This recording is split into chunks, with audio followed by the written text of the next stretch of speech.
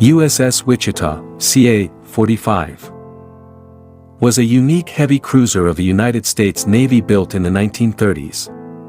The last American cruiser designed to meet the limits of the London Naval Treaty, she was originally intended to be a New Orleans-class heavy cruiser, accordingly with the maximum main armament of 3 888-inch gun turrets. These were instead placed on an improved hull derived from the Brooklyn-class light cruisers, with increased armoring. This design would go on to form the basis for the later World War II-era heavy cruisers such as the Baltimore-class cruisers.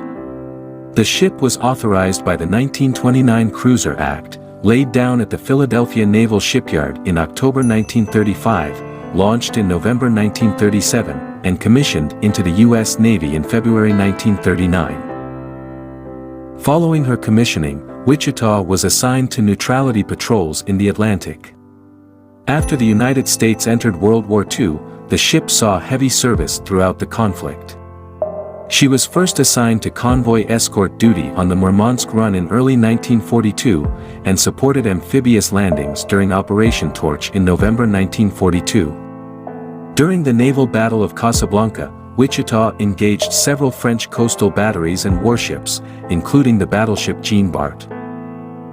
In 1943, Wichita was transferred to the Pacific Theater, where she remained for the rest of the war.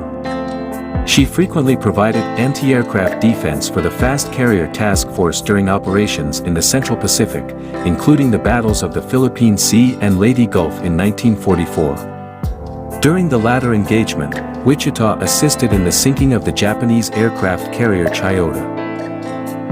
Wichita was heavily engaged during the invasion of Okinawa, where she provided heavy gunfire support to ground troops ashore. After the Japanese surrender, the ship served as part of the occupation force in Japan and assisted in the repatriation of American military personnel under Operation Magic Carpet.